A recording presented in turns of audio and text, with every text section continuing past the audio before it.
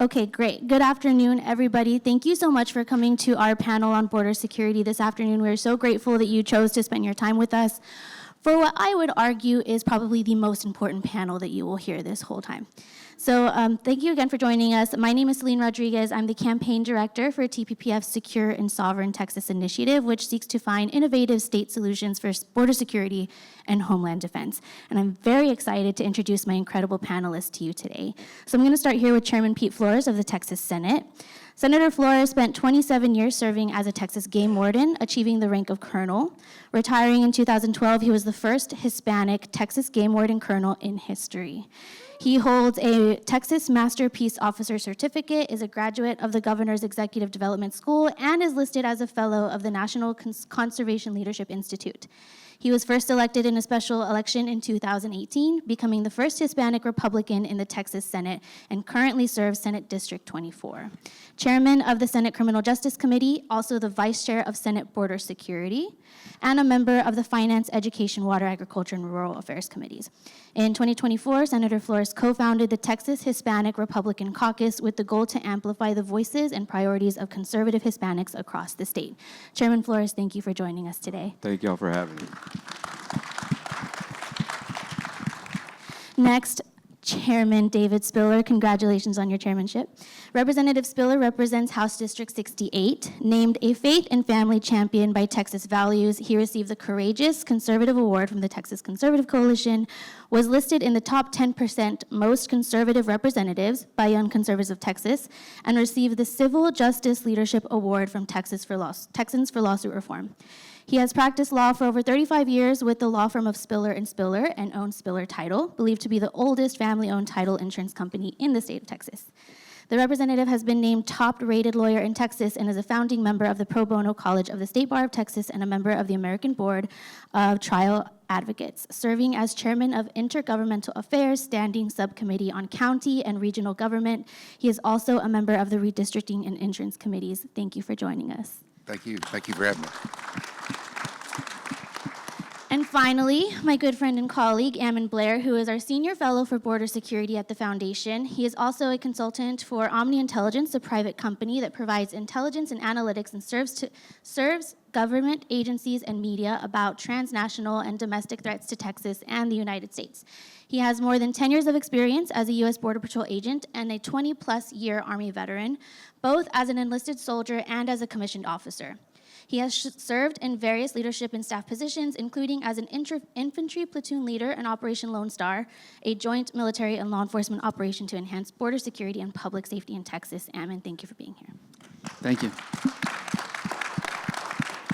So clearly, we have brought you the best of the best today, and I really want to focus on the policy and everything that Texas can and will be doing, so let's just get right into it. Ammon, I'm going to start with you kind of setting the stage. We found out today, which is 1 month of President Donald Trump, numbers are going down. Earlier this week, we found out that Monday's total crossings was under 300 for the first time in many, many years, and very refreshing. So what changed? What's going on? Dang, who here thinks that they're getting hit with like a tidal wave of happenings in regards to border security, right? Man. All right, so really what's changed is under the Biden administration, everything was in regards to facilitating the invasion. And so in order to do that, Biden had to shift everyone's priorities no matter what agency. It could have been Border Patrol, ICE, it could have been U.S. Marshals. Anyone under DHS, DOD, and everyone else, their whole goal was either to facilitate the invasion or to look the other way in terms of border security. And because of that, we saw millions of people coming into it, right? Okay, so now when Trump came in, he did the opposite. And what he did is he first and foremost made it a priority to, one, seal the border or stop every illegal alien coming across that border. In order to do that, what he did is he, one, stopped catch and release. Who here loves that? Right? All right, so he first went after illegal immigration, right? He allowed Border Patrol agents to do what their job was, not to allow people to come in, but to deter them, and then also to promptly remove them, okay? And so he allowed DHS to do their final mission or their purpose but something that's also changed very dramatically. If anyone knows, who here knows when U.S. Northcom was created? U.S. Northcom, Northern Command for the Army, or the Department of Defense. Yeah, when it was created. 59? No, 2002, 2003 area, right after 9/11. No, Northcom, U.S. Northcom. All right, so U.S. Northcom was created to protect our borders, and it has never done it. Okay, so under Trump, what he did is he took what DOD should be doing in the United States and making that their primary mission in U.S. Northcom. So now you have not just DHS, not just DOD, not just DOJ, every single entity, every single three-letter agency. You guys saw the MQ-9s are now circling over at Mexico, okay? You're seeing everyone, not just a whole-of-government approach, but a whole government commitment. Hey, Mr. Intelligence Officer, sorry. MQ-9. Oh, yeah. So who here knows what a drone is? All right, who here has ever seen a big drone? All right, so just imagine a large drone that can gather intelligence or information on someone else. That's what an MQ-9 is. I'm sorry. So we'll definitely be getting more into what's happening at the federal level, but now let's bring it back down to Texas a little. So Chairman Flores, you were recently quoted in a Texas Tribune article where you said, Texas has made a major investment to protect our border. We're going to take a more proactive policy stance in maintaining what we've gained and holding our position and preserving our border while the president and the federal government return to their full capacity of doing their job of protecting our border. Thank you. That is very refreshing. So in a recent poll by the University, yes, please. In a recent poll by the University of Houston, they found that 81% of Republicans, 78% of independents, and 61% of Democrats want to keep or increase current border funding levels in Texas. So Chairman Flores, what is your role, what is your goal for the Texas legislature moving forward into this session to protect our border? Well, first of all, thank you all for having me and this distinguished panel with me. And I know a lot of you in the audience, and I want to thank you for all the years you've stood and held the line. And so my comment basically had to do with holding the line. So anytime you've invested that much, you work to protect the border. Whenever you go into a transition from the disaster that we just came out of, which could have been solved pretty much very quickly, as you've seen, by just enforcing the law that exists on the books and having federal government working together to protect our border and uphold our Constitution. So what we've invested billions of dollars in what we had to protect our borders. We can't just leave the line and until the federal government regains operational control. So you may have some say, well, those billions of dollars, now we can spend them elsewhere. And yes, one can argue we should be spending that money elsewhere because it is the federal government's primary responsibility to uphold the border. I'm fixing to pay my income taxes, and I hope that's what it's going for instead of some type of weird show in Guatemala, you know. But unfortunately, that's a fact too. Well, that's stopped now.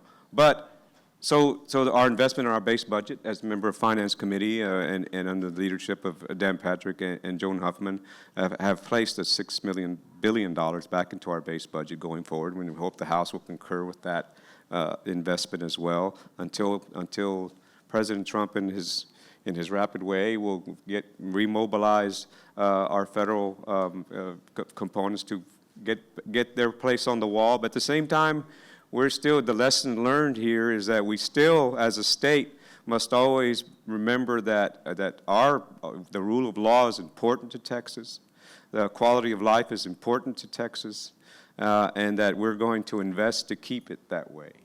And so at the same time, we want to be able, we're going to work with President Trump like we did before. And I remember when he did some very effective methodologies to secure the border, when he was president before, and I'm so thankful. Aren't you all breathing a lot better? I know I am. I'm breathing a lot better, but it's so that's kind of the strategy going forward. At the same time, we want to make sure to continue to do policy and legislation that falls within our Constitution And but that also falls in our Texas Penal Code and others, and Representative Spiller caused Senate Bill 4. I mean, that was just a wonderful bill. It's in the Fifth Circuit, I think, but you could talk more about that. But, we enhanced the human smuggling last session, and we didn't change the elements of the offense, but we made it, if you smuggle human beings in Texas, it's 10 years minimum in the penitentiary. And that we passed that. We passed the Texas racketeering bill. To be able, because we can spend all this money and catch all the foot soldiers, but you want to go after the boss's money and those that are in cahoots with them. So you kind of want to hit them on both ends, and that's what we did last session. We look forward to seeing that, but we're fully committed. At least I know of my colleagues. I think I can speak for them in the Senate, and I know this. You might have heard Governor Patrick say the same thing, but we're fully committed to making sure that our Texas and our communities are safe and that we operate in our state under the rule of law. Thank you for that. And you mentioned something about the leadership of Joan Huffman, Senator Joan Huffman, and what y'all will be doing, and I really want to get to that next. Moving over to you, Chairman Spiller. SB 4, you got to know the questions coming. Quickly, what is it, but more importantly, what's going on with it now? Well, the bill provides for, just like at the federal level, but wasn't being enforced, it for the first time ever created a state crime for illegal entry, illegal re-entry, and violation of an order to return. And so I've said all along, people have said, well, are you trying to overturn existing federal law? And I said, no, I think we're operating within the framework of that, because what SB 4 is not, in my view, not in conflict with federal law. It's exactly in line with the precedent set in the Arizona case, and I believe certainly Texas has the absolute right to secure its sovereign and secure its border. And so SB 4 passed is under legal challenge. Is currently the temporary enforcement of that is in the Fifth Circuit, as Senator Flores said, and so we're waiting. I've said we're waiting for a ruling. I was there when the case was argued in New Orleans in the Fifth Circuit. We're waiting for a ruling. I told someone it could happen any time. I was in actually Lampasas County a couple of nights ago, a county that Senator Flores and I share. And right after I said that, somebody's phone went off, and I said that could be the Fifth Circuit right there calling to tell us that it's good to go. So I really think it will be upheld, especially because hopefully under President Trump, the DOJ takes a different outlook and won't be pushing against it. We had folks with the County of El Paso, I think is one of the parties, and they were in my office this week, and I said, oh, by the way, have y'all considered dropping your claim in that suit? So, but it is set for trial on the merits here in federal court in Austin, I believe on July the 8th, and I'm working with the Attorney General's office to help facilitate that and put that case on. And at the end of the day, I'm not going to predict what's going to happen at the trial level, but I do think at the end of the journey here, we're going to have something that's enforceable that Texans need, because Donald Trump might not be our president for years and decades to come. And so we need something for Texans to step up to protect Texas. Perfect point. Well made. Okay, so Ammon, bringing it back to you, you were mentioning U.S. Northern Command, cut the acronyms, these are normal human beings. DOD, big move, one of the largest executive orders that we had come out of day one of Trump 2.0, as we like to say. The executive order for DOD to play a role in border security as they should. Unpack that a little bit for us. Sure, on the ground level, you're going to see the U.S. Marine Corps. They're deployed right now in California. Then you have 15 other states that have sent their National Guard, up to 1,500 soldiers across the border just right now in Texas and in California.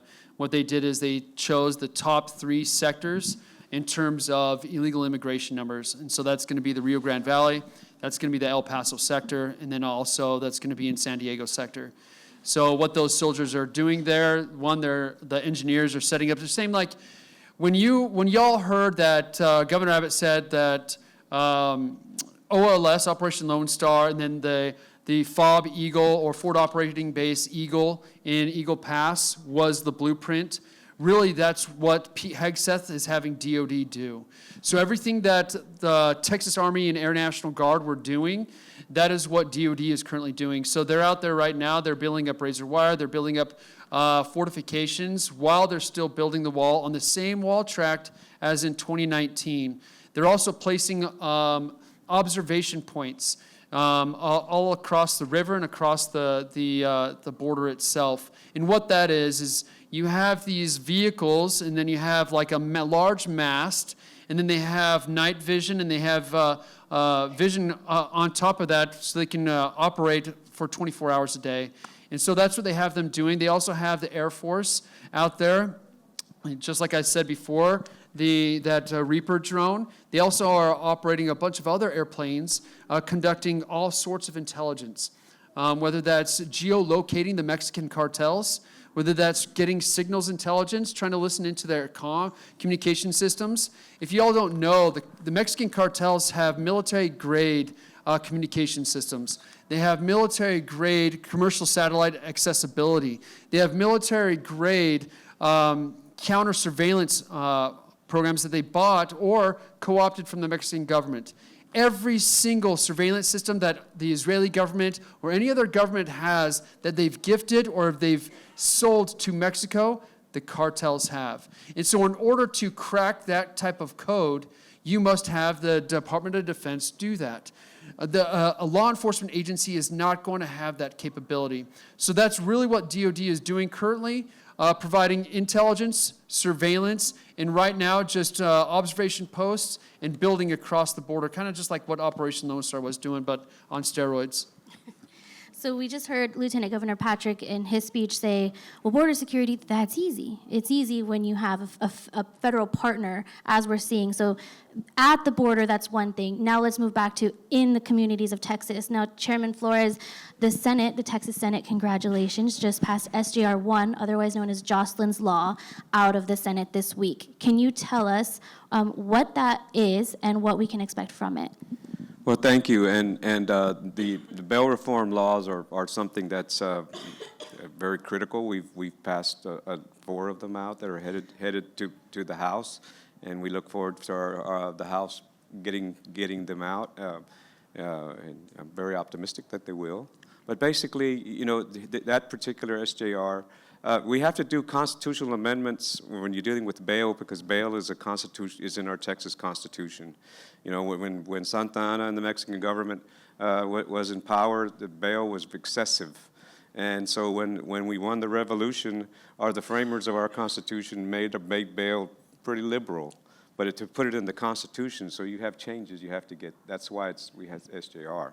But basically what this says is that if you are an illegal alien and you commit serious felonies, such as the heinous murder of this 12-year-old girl by 2 Venezuelans who had been caught and detained initially, should have never been loose.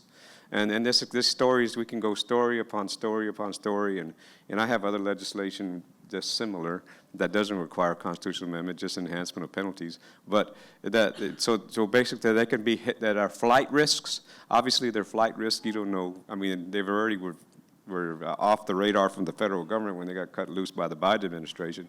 But with their flight risk and committed a serious felony, that we have the right to have no bail for them. And so that's what that one does in a nutshell. And hopefully, as Senator Huffman so passionately expressed on the floor, if a lot of these bills had been passed initially, several years ago, that there are over 100 and maybe 140 something folks that would still be alive today. You could argue.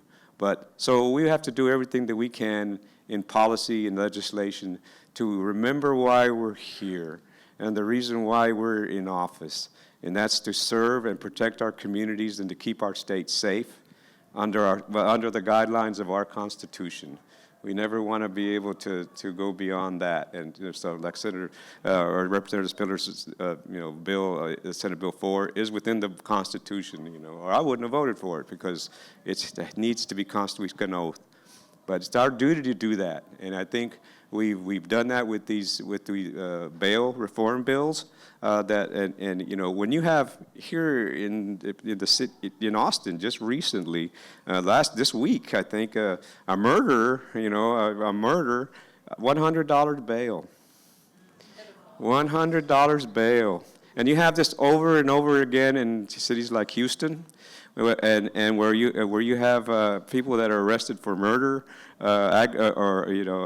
aggravated assault, kidnapping, that are out on bail on multiple felonies.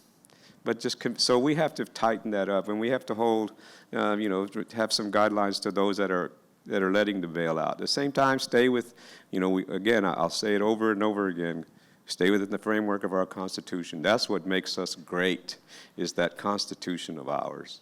And so we always have to remember to protect that. But at the same time, those bills, absolutely, I voted for them before. I'll vote for them again if we have to.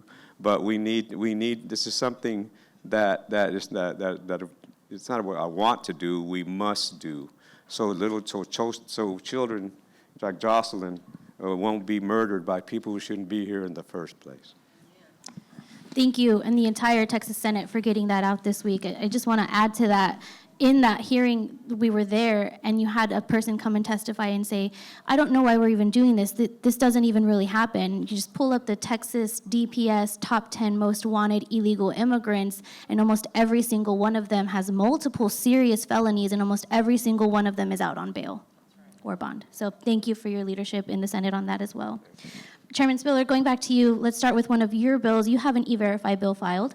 It's very similar to Representative Shaheen's, but it's also different from some of the other ones. So can you give us a little bit more? What is E-Verify? Why are you working on that this session? Well, first of all, I can't talk about that bill without also giving credit to the Texas Public Policy Foundation and the work that they've done, Ammon and Selene, as far as developing good, sound policy, things to do the research and the background work to find things that need to be done in Texas. Where do we go from here, especially now that we have the Trump administration? What do we do to work hand in hand? We still want to invest in border security and do what we need to with border security, and hopefully get paid back for the $11 billion that we paid, yes, but paid to do the federal government's job. But there are some things that we can do here in Texas, and one of those things that we can do to make it safer is to implement E-Verify. It's a system that's already in place. It's very simple. If someone using it, it takes less than a minute to verify if someone is here eligible for work, is here legally or not. We have it at the state level for contractors, state contractors, and subcontractors. We passed unanimously in the House, which is practically unheard of, last session, E-Verify to protect in the House and in the Senate, to protect against sex trafficking crimes. And so it can be done, but we need to expand that. And we need to expand that to all political subdivisions, whether it be counties, whether it be cities, whether it be public school districts, whether it be public hospital districts, all of those. It'd be very simple to expand that process and to make us safer. It's not the bill. There are some other bills out there for E-Verify that expands it to all employers. That's not my bill. That's a little different discussion and more broad-ranging. But nonetheless, this bill I think is very much needed. And again, thank you to TPPF for your input and putting that out there for everyone to see that these are things that we can do at the state level. Thank you. Ammon, moving back over to you to open the next topic here. There was another very important executive order that we had on day one that TPPF played a part in, but also Ammon, you and many of your colleagues for over a decade poured your heart and soul into getting this accomplished. So we finally got a foreign terror designation for Mexican cartels thanks to President Trump and many people like these right here. Hold on, I know you're excited. First, we were the first state to declare an invasion thanks to Governor Abbott and his leadership, and we were the first state to declare cartels as foreign terror organizations. So what does that mean? Unpack that a little bit for us. Sure, really, it takes the gloves off. So who here is from the Houston area?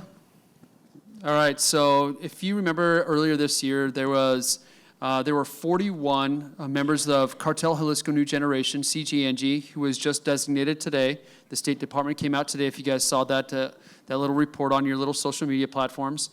But 41 were indicted and charged for drug trafficking and everything else in Houston. Who remembers that in Houston? It happened mid-year.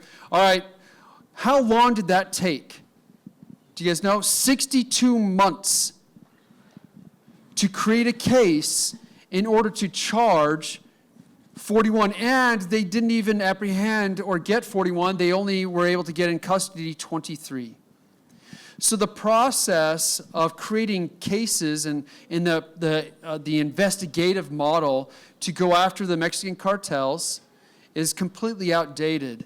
It just takes too much time. In the meantime, while they were doing that, they were killing people using fentanyl. Okay? They were trafficking for 5 years without the government stopping it at all. So really what foreign terrorist organization designation does to your guys' communities, it allows law enforcement to work with DEA, to work with the Department of Justice, the FBI, to then, if they are illegal aliens, to immediately grab them through ERO and then get them out of your communities right away.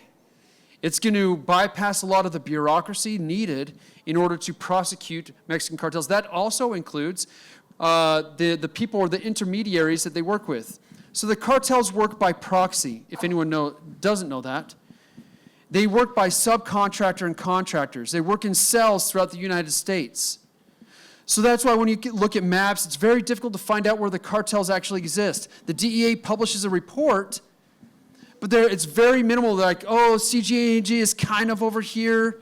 And that is by design. The cartels do counter-surveillance and counterintelligence, and they conduct all their operations in cell-like fashion, just like ISIS. And that is so that you don't understand who or where they are. Then they contract mostly to U.S. citizens, or their indentured servants, illegal aliens. And so it's going to also help us and help the government go after them for material support. It's going to make the consequences so harsh and so quick and fast that those that want to work in drug trafficking or human trafficking are going to have to think twice about it now, because before they were just getting away with it. They were just getting released on bond or bail. And now that's not going to be the case at all. And just a freebie for you, what does that mean for the Mexican government?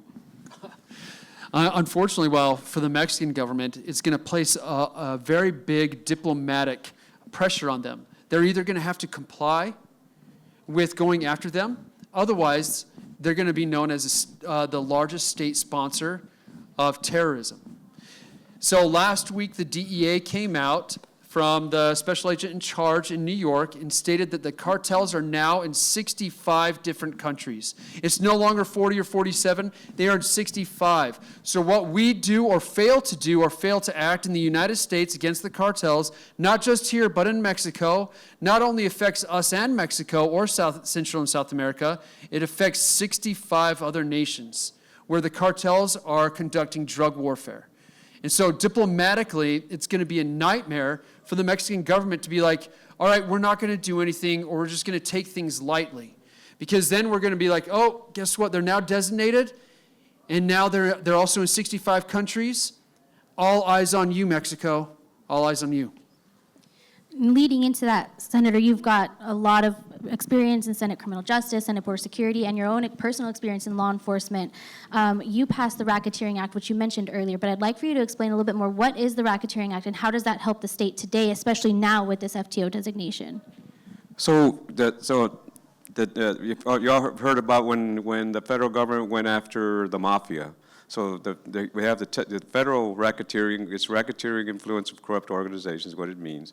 So where they were getting the foot soldiers, but they weren't getting the bosses and the bosses' money and dismantling organizations, or those that were facilitating, hence a racket. And it caused a number of offenses that fell under umbrella that if they were engaged to a certain degree, that they would be, you can elevate, prosecutors had the chance to bundle them up and elevate them to what's called the racketeering. And then it also had increased penalties, and it also had seizure elements of assets. That's where you go after their money and make it not profitable and get the bosses. That's where you really hurt them. The bosses don't care about the foot soldier or the pollito, like they call them on the border. I mean, we catch them till the cows come home. But you hit that bank account and you deal with the institutions that are assisting them in the racket, and now you've got their attention. So, and especially if you go with a two-prong attack, like we're doing, catching the foot soldiers and disrupting the ground organizations, and going after the bosses and their money and the people that are facilitating it, now you have a holistic approach to law enforcement and attack. the gang is, so what it does, so Texas has their own laws. It's the federals at the time, it kind of ebbs and flows, and their resources are limited as well, but they're very choosy on how they do RICO. You know, they just did a federal RICO on I think it was the Outlaws motorcycle gang, I think it just happened today. But they don't use it as much as we would like. But so we, like 30 other states, decided, let's have our own, and let Texas do it. To be another tool in the toolbox for our prosecutors to be able to elevate the crime. So it goes anywhere from usury, which is loan sharking, to engaging in organized crime, or smuggling, just everything in the cartel's business or any organized crime. So it's just more tools that we have. It's a very hard-hitting bill when you go after their money. And so that's what it does in a nutshell. And just to your point, look, folks, the cartels have, for them it's about money. You, me, your kids, your grandkids, this country don't mean squat. What they want is your money, your kids' money, your grandchildren's money, any way they can get it. Their methods, they have no rules of engagement, they have unlimited funding, and they're ruthless. But yet, what we want to do is to be who we are as Texans and as Americans, and do in our fashion and resist that type of evil by being righteous, strong, just, and saying that here, if you're gonna operate here, we don't want you, but if you're here, we're gonna make it as uncomfortable and unprofitable as possible, and we're gonna put as many of you as we can in our state penitentiaries. Hear, hear.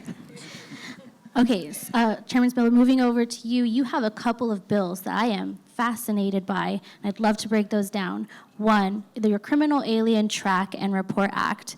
What is it, and why do we have a need for it? What does it do? What's your goal? Well, thank you. We have a need for it because under federal law, law enforcement, when they suspect a crime, and either reasonable suspicion or probable cause to stop, and they detain someone, they arrest someone, they charge someone, they prosecute someone, they incarcerate someone upon conviction, any of those stages, they have the absolute right under federal law to determine someone's immigration status, to determine if someone is here in our country illegally. Now, this is not just we're going to stop random people and show me your papers. That's not what this is. These are people that are suspected of a crime and then are charged with a crime, and they have that right under federal law. They have that right under the Texas Code of Criminal Procedure right now under Texas law as well. Unfortunately, what you're having is some of these larger counties and larger cities within the state choose not to determine if these people are here illegally. And so therefore they are not cross-checking to see how dangerous they may be. They may be already in the federal database. They may be already in the system, and yet they choose not to determine that. And so my bill requires them to do that. And there's no cost to this bill. I mean, we're very cost sensitive about bills and things that we do. And sometimes, well, this is going to cost more. How much is this going to cost us? This doesn't cost anybody anything. They have the technology right there, but we have to know who's committing these crimes. And I'll give you an example. Recently under federal law, where they do track that, I think last year or the year before, 2/3 of all federal arrests were against non-citizens. 1/2 of all federal prosecutions were against non-citizens. We can't provide that data in Texas because we don't know, because many of our agencies are not reporting that. They don't want to know. They don't want you to know. They don't want the government to know how much crime is being committed by people in our country illegally. So that's why I think that's very important. Yeah, and I'd like to add to that. If you go to the Texas DPS website, it very explicitly states that if DHS doesn't already have biometric data, fingerprints on a person, we don't know if they're an illegal alien. If they came in as a gotaway, DHS doesn't know that. Therefore, Texas state law enforcement doesn't know that. So I think that would also kind of help bridge that gap in data as well. Right. And you mentioned the other bill. I've got and I don't know if you want to talk about it now or not, but the 287G bill. Yeah, that's going to be the next one. All right. Okay. We'll wait. Trust me, we're going to talk about 287G. Okay, so leading into that, Ammon, mass deportation. That's nothing new, right? No, it's not nothing new. Just as Senator Flores talked about, what we're doing is we're just adhering to U.S. law. That's it. Deportation, expedited removal, that's all U.S. law. So right now, the U.S. Air Force, they're assisting in DHS in repatriating or bringing people back to their home country, and in some cases, back to El Salvador, as they have also made an agreement with the United States. But something that's interesting about mass deportations, there's kind of a stigma that it is inhumane, right? But I'm going to give you a side story or a little story to show you how actually it is even more humane. So where I served in the Rio Grande Valley sector. I was in the Rio Grande City Station. And under the previous Trump administration, if you guys remember, we started receiving a mass amounts of caravans coming into the United States, right? The weaponization of mass migration, right? To break down our system. Well, if you remember, Congress has to fund our operations. At that time period, Congress refused to fund our operations. And so they refused to fund the ICE and the removal process. So what us Border Patrol agents had to do, we had to clear out our whole entire parking lot.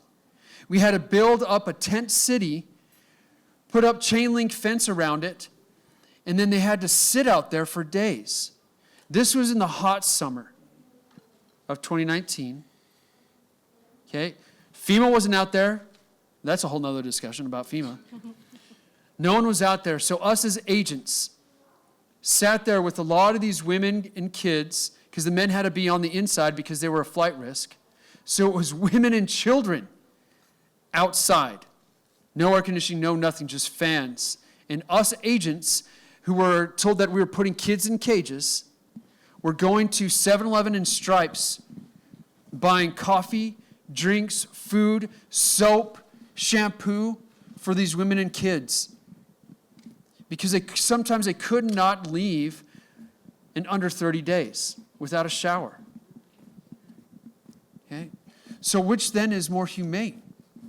If you're illegally present and you're not admissible per U.S. code, you need to return back to your country of origin, and we need to do it as fast as humanly possible. That is the most humane way to do so. Otherwise, we're going to end up like what we did back in 2019, where we are 100% going to turn ourselves into a humanitarian agency again. Leading into that, this week, our good friend Tom Homan said, interior arrests by ICE have increased more than 137% under Trump. Arrests of aliens with criminal convictions have doubled under Trump, and the arrest of illegal alien gang members has also doubled. Our streets and neighborhoods are that much more safer under President Trump. We are less than 1 month, and we have much more to do. But Trump is also saying it's not enough. So let's get into 287G. Representative Spiller, what is your bill? Okay, well, aside from the appropriations that we do for border security and things like that, I think that 287G bill that I'm carrying may be the most important border security piece of legislation in Texas today. And it's important because of this. You think, well, what is 287G? 287G is part of the Immigration and Naturalization Act, and it provides for local law enforcement to contract with or apply to contract with ICE to coordinate and help with apprehension, detention, and return of folks that have existing criminal warrants that are subject to deportation.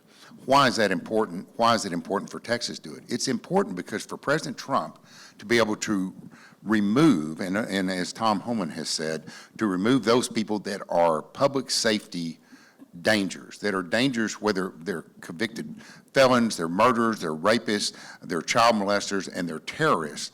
The only way that the federal government can remove those, say in the next 1.5 to 2 years, is with the help of local law enforcement. Because by the time, as you can imagine, at the federal level, to design a program to do this, to interview people, to screen people, to hire people, to train people, to provide them the resources that they need, you can't get all that done overnight. It takes a while. And the only way that you can do it in Texas and in other states is if local law enforcement participates. So this requires local law enforcement, county sheriff's department and police departments to apply to ICE to participate in that program. ICE will then send out a memorandum of understanding with them so they can contract with them.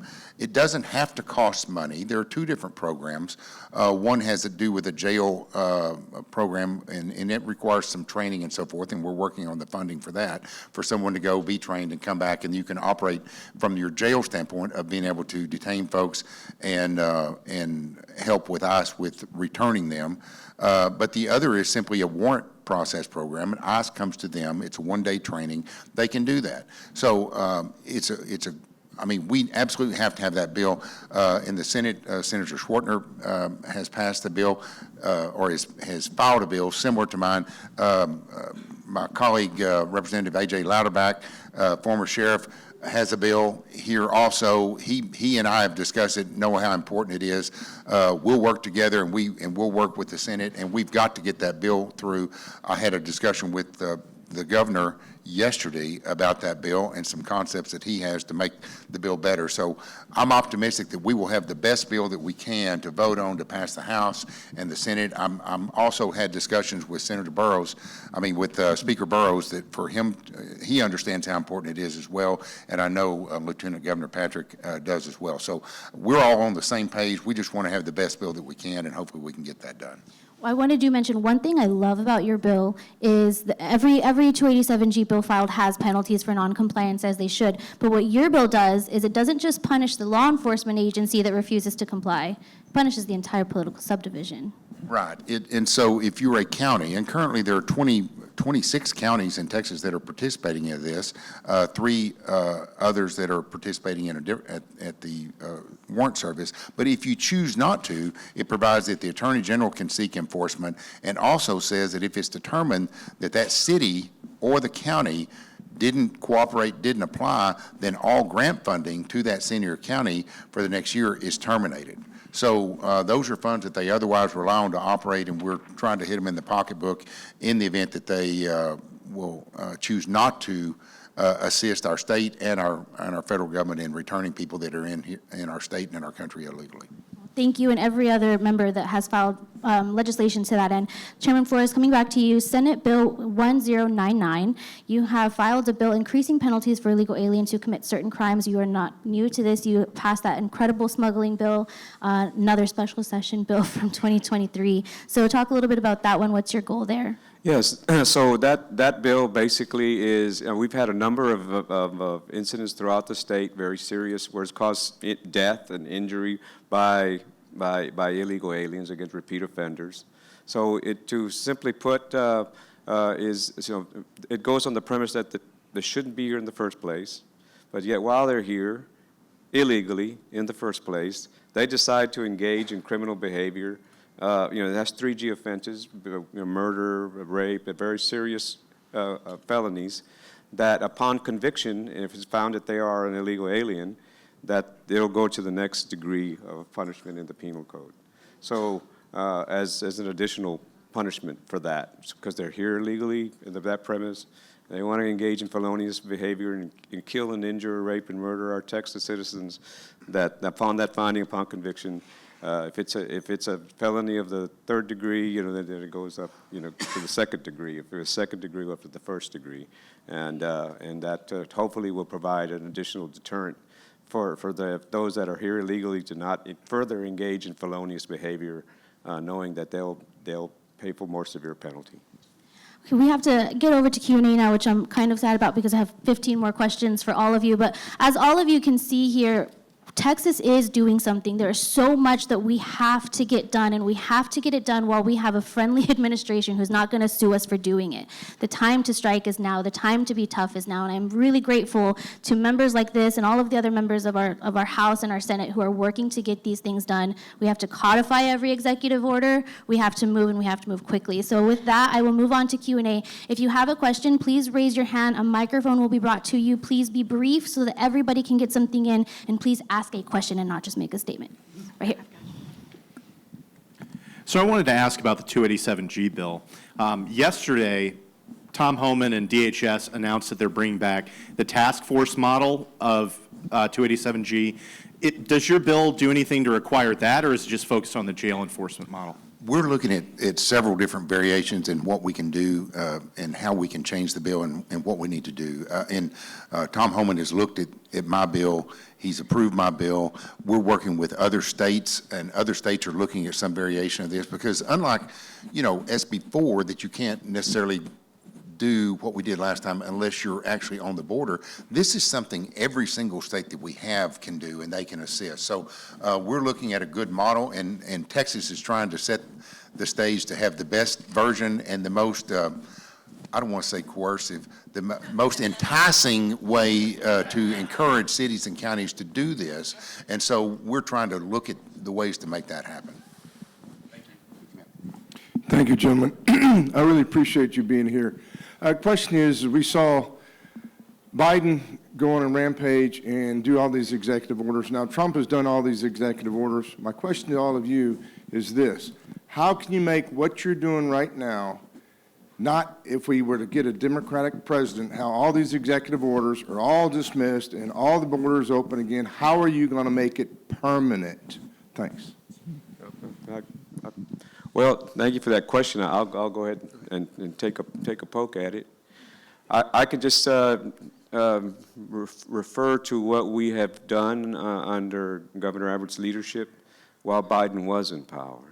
Texas still held the line and invested funds, operated within our scope, our penal code, and our laws to be able to preserve our borders to the best of our ability.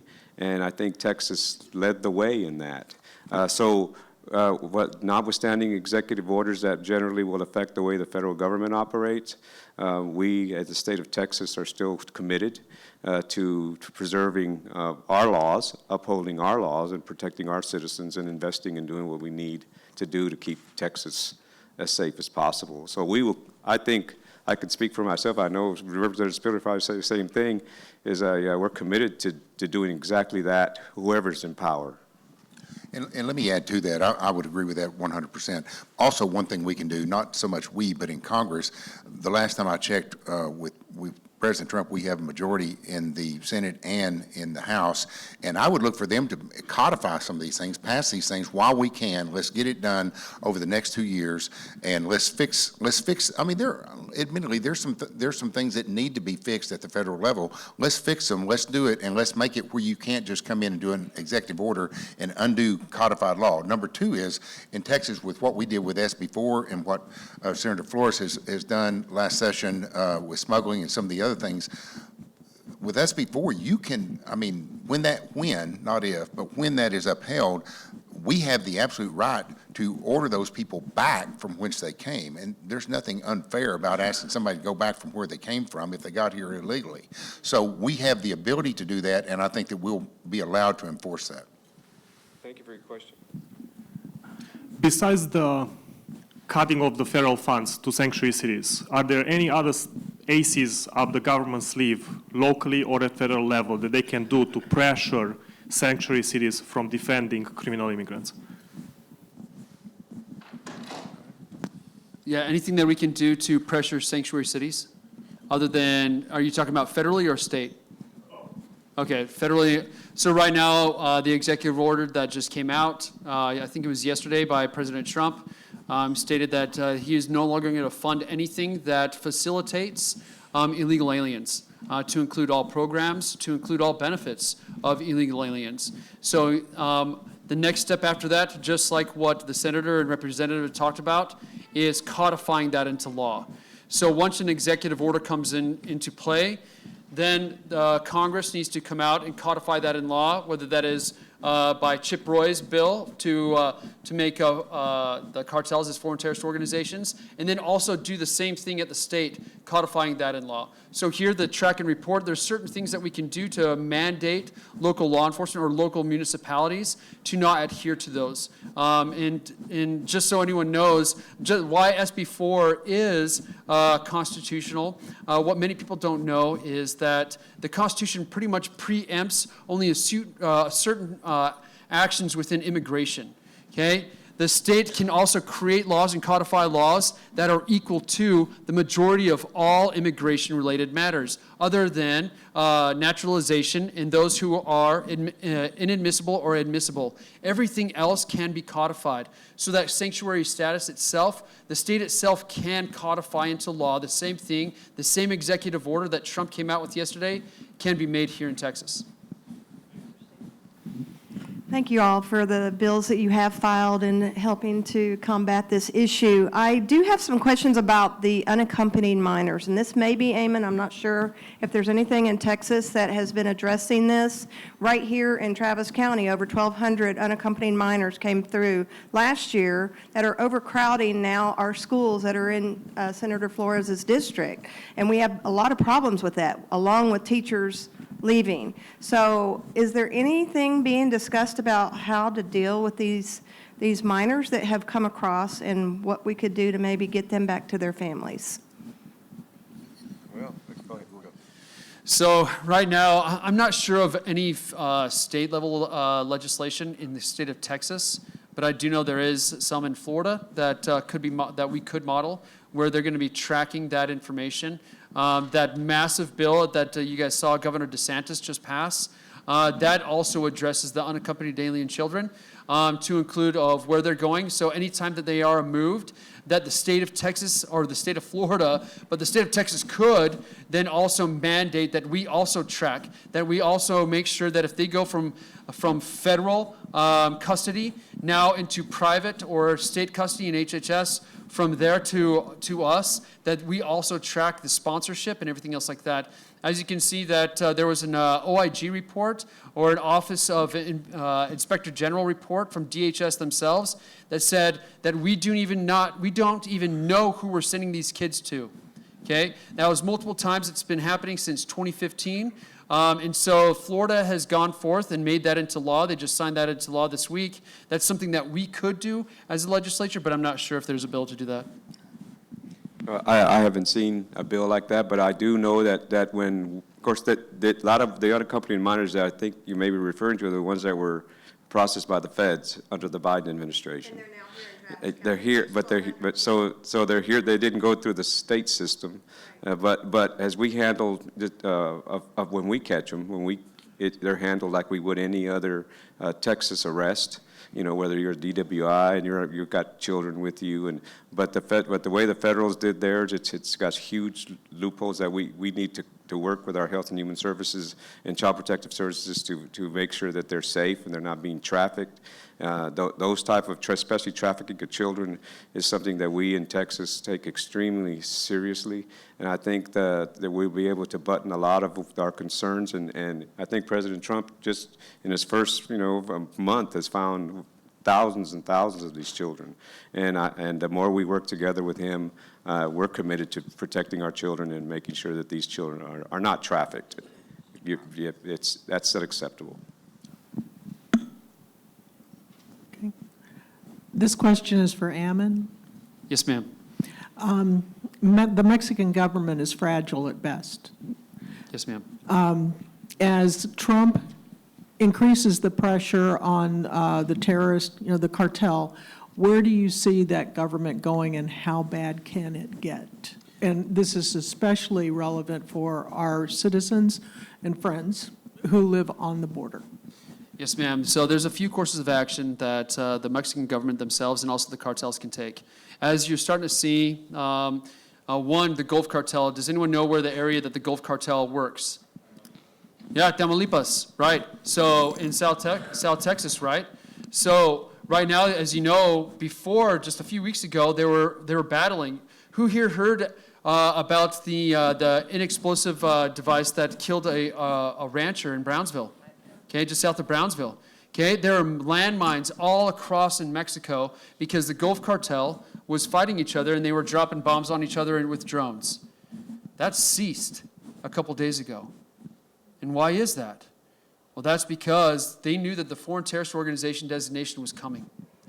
OCL, who originally was in the original part of the Gulf Cartel and later formed the Zetas, is now back in leadership. And he's now forming alliances that were separated before. So you're going to start seeing cartels forming more alliances on the south side, and whether those alliances are going to be with the Mexican government or not. So you also may see them moving their operations. Okay? Who here knows that the marijuana has dramatically decreased at the border, all of our apprehensions of marijuana? Why? Well, one, because of legal marijuana in the United States, but also because they move their operations inside the United States. They're moving on public and private property. In fact, the greatest area in Texas is in East Texas, where the last legal grow operation was 23,000 plants. Okay? And so we're going to start seeing the cartels either collapse and decentralize or form into super cartels, just like the Gulf is doing right now, and then working in collusion with the Mexican government. But as I mentioned before, as DEA is finally able to talk, they're not told that they can't speak to media. They're now going on media, explaining these are the cartels. They're in 65 countries. Then it puts it into the international community. We need to hold Mexico accountable, not just the U.S., the other 64 countries. And as that happens, as that pressure is put onto them, I see them maybe caving and then the cartels move to other operations, whether that's cyber crime and everything else like that. But so unfortunately, it's hit and miss. We'll see what happens. I do know, if you guys just watched, they just went after one of the Chapitos. They went after Ivan. They missed him, but they got one of the main guys yesterday. Okay, so the Mexican government is feeling it. They're feeling that heat. But we need to realize that the cartels are really big. They're a thinking enemy. They're an enemy, and they're fully funded. We're outfunded, outgunned, and outmanned completely. So, real quickly about the burden on the education system and the Supreme Court ruling that we had to educate them. There's a statement in there that says, unless it becomes an undue burden on the community. So perhaps the Attorney General's office could argue that in favor for Texas kids. My question is, Ammon, if I understand you correctly, that if somebody from Tango Blast or Mexican Mafia is apprehended and it's shown that they were in support of any type of cartel operation, they can be tried accused of material support of a terrorist operation and prosecuted under that. yes, sir, and as well as the RICO laws that Senator Flores passed. So on top of the RICO, now add on to that material support for foreign terrorist organizations. And also goes with material support, if under that deal, it provides for enhanced punishment, increased punishment, asset forfeiture, some of the other things that have been discussed too. So it's a lot more punitive than it was because of that executive order. Hi, I appreciate the public school questions. There is a concern that some of these students who get to enroll, they don't have to show papers. They're saying that they're 14 and they're 18. Maybe they're getting in trouble with drug offenses and things like that. But also the concern is that they can be recruiting girls to do things. I don't want to say it out loud. I think we have young people, maybe one person in this room that's really young, but you can read between the lines with what I would be saying. So my thought to what he said, what is your intent to focus on the protecting Texas children from those elements who are lying to get into our schools, and they're incentivized to be in our schools? We have parent engagement, which is in our laws that required to do parent engagement. And at my school district, let us show you how to sign up for all the free benefits. So we're not disincentivizing this, we're incentivizing it to happen. Maybe that will change a little bit now, but just don't forget about the kids.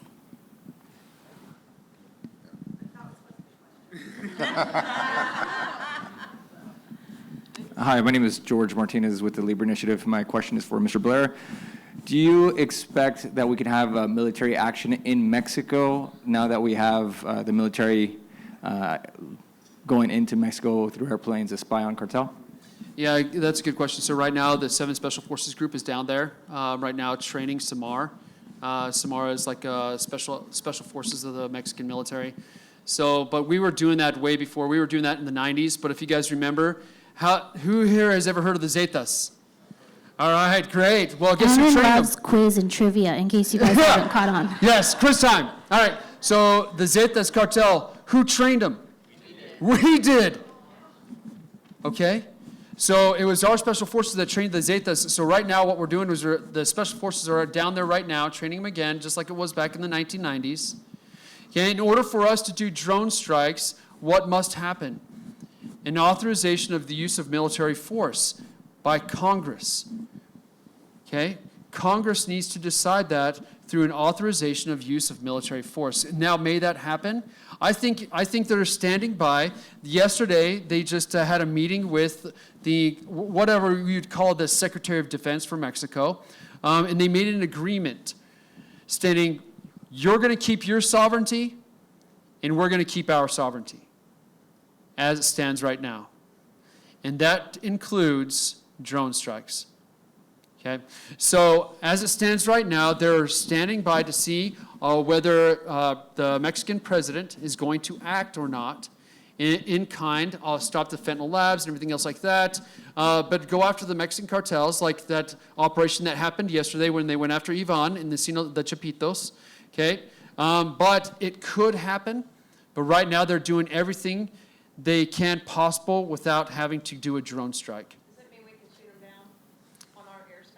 Does that mean we can shoot them down on our airspace? I'm going to give you a little heads up because drones are everywhere. There's hundreds of drones all the time on the border.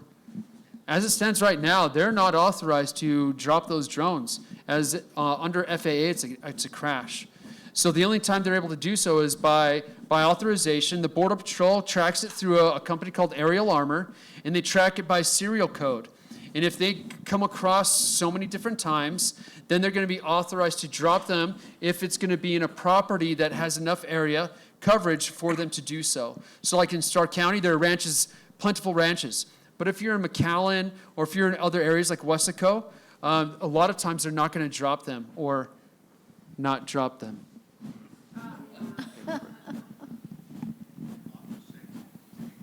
Hey, this is maybe not near as important as what we're talking about, the kids and terrorism and handling them, but I'm a South Texas rancher that has continually had to repair gates, fences, find cattle, repair my house, and it's cost multiple thousands and thousands of dollars.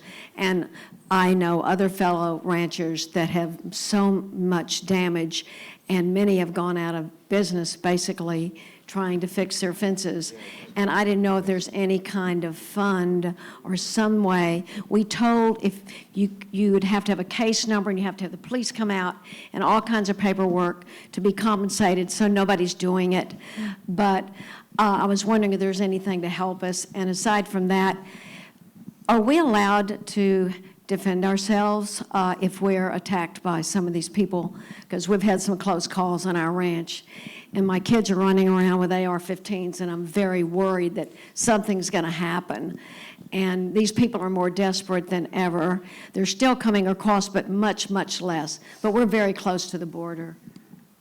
So thank you for that question. I think the bill number was SB 1122 by Blanco that dealt with specifically with providing funding for restitution for damages caused as a result of illegal activities relating to border intrusion.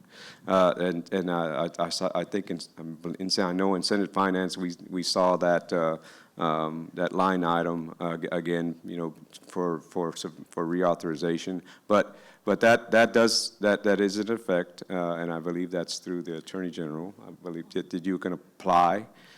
Yes, and for reimbursement, I think it's up to $75,000. I think is the dollar amount per incident. But yet, there's still a process, obviously. So folks just can't call in and say, hey, you know, they knocked over my mailbox, but I live in the middle of San Antonio, you know, and that type of thing. But that was I co-authored that bill with Senator Blanco on the Senate side. So that's one of your remedies there. Of course, I believe just go to the Attorney General's website and look for landowner compensation, or just contact my office here at the Capitol and E1808, and my staff will help you. So we, of course, all I can tell you is, as someone who's enforced the law, is the penal code has provisions in there as to what is admissible for the use of force. That's the only thing I can tell you is read that and follow that. And because, to sit here and say, yeah, shoot everybody, no, we don't do that. We got, remember the Constitution and remember the rule of law. And, but so the penal code does provide for what is acceptable uses of force. So we want to be able to look at that and for defenses to prosecution for that. But so that is the black and white advice I can give you. It's a shame that under the previous administration that you can't go out there and enjoy your ranches, and that you can't go into your houses. Having grown up on the border, it's a shame that it's come to that. It's a shame that we can't just go across into Nuevo Laredo and go have a good time, eat some cabrito and come back, and back and forth like we used to. Mexico is still our #1 trading partner. We need to remember, but in our blood, our history, in our present and our future, #1 port of entry in commerce in the United States in volume is Laredo, bigger than Los Angeles. And those are all economic drivers. At the same time, when Governor Abbott says we're going to inspect all your trucks, people get their mind right on the other side. Like I said earlier, it's about money. A lot of it's about money. But as far as the safety of your ranches and your homestead and your quality of life, that's something we're totally dedicated to. And Texas law, there is provisions for what you just described. Let me add on briefly. I agree with everything Senator Flores said, but I went to a landowners compensation meeting in Kenny County, Texas, about a year and a half ago after that was passed, and I think it's somewhat limited about what you can make a claim if it's not for personal property, but for land and real property, which would include fixtures, which my understanding would also include fencing and gates and that type of thing, not so much for other things. But I will say also at that meeting, the #1 thing, my wife and I, Ginger, were at that meeting, and the only thing, what stuck in our minds on the way back home were the number of people just like you that said, at what point can we protect ourselves? At what point can we protect our families? Our children cannot go out and play in our yard, not just at nighttime, in the daytime. And it just stuck with me. I thought, this is Texas. This is not some third world country. This is happening right here in Texas. It may not be happening in my backyard, but it's part of Texas, and we've got to do everything we can to make sure that everybody in Texas is safe from what's going on down there. So as a practicing attorney, let me just say this. I can't really advise you to shoot somebody, but I would agree, let's follow the law. And you can Google Spiller anyway, and Spiller. We've got time for one more question. I'm so sorry. My question is for Ammon. If the end game concerning fentanyl is to stop it or greatly reduce it, doesn't that mean then you have to eliminate or break up the cartels? And if that's the case, how do we go about doing that? Oh, that's a great question. So right now, as we started pressuring as President Trump, when it looked like he was about to win or when he was winning, immediately after that, we actually apprehended the Department of Justice indicted a Chinese national in Corpus Christi. And what the guy was doing is he was distributing pill presses across the United States. So as I said earlier that they started to move the marijuana grows from Mexico into the United States, we may start seeing that they're going to start doing synthetic pill presses and all those, the massive lab houses or small lab houses inside of suburbia. And so moving that there, it's going to be very difficult. So one, now that they're a foreign terrorist organization, now that they're designated, the intelligence community within the Department of Defense, their #1 priority is us now. It's not other nations. It's not Ukraine's border, it's ours. Okay, and it's you as U.S. citizens. So therefore, that's why you're seeing a whole of government approach and commitment to go over that, and that's also the intelligence community. So now they're going to start linking up intelligence with operations. That's going to be the only way to do that, whether that's through financial or threat finance, whether that's going to be operations through DEA and everyone else. That's how we're going to have to go at it. And now all the way down to the local level. If you ever look in research, foreign internal defense by the Special Operations Command, how they eradicate terrorists overseas, how they eradicate insurgencies, is the same methodology that they're going to have to do here. And that means working with the Department of Defense, along with law enforcement, and then also local law enforcement. The people that know your communities the best is your peace officer and your county sheriff and your constable. By giving them the tools necessary, like 287G, like the track and report, and other means necessary through the Trump administration, we can definitely give the tools necessary at the local level to go after foreign terrorist organizations and insurgents. But it must be led by those who have already led overseas in countering the foreign terrorist organizations. It must be led by that, and also supported both physically and also with resources and manpower. So that's really how you're going to do it. We are in a situation where it is now an foreign internal defense. We are now defending on the inside because the invasion has gone on for so long. So that's how it's going to have to happen, and then to include the diplomacy on the other side. But internally, that's how it's going to have to happen. Okay, so thank you all for your questions. Final thoughts, Chairman Flores, what is your top priority for the Senate to secure our state this session? Well, we want to make sure that that we know that our law enforcement, our communities, our state, that Texas is still very firm in our commitment through its investment and efforts to keep us all safe and to maintain the rule of law, and to keep our place on the wall until the federals take over, and even then, we'll have a finely tuned machine that will make the security of our borders even better than before. Chairman Spiller? No, likewise, I just look forward to working with Senator Flores. He very knowledgeable, as you can tell, experienced and understands the issues. I work with him, work with others, and I think Speaker Burrows is committed to border security. I know Governor Abbott is committed to border security.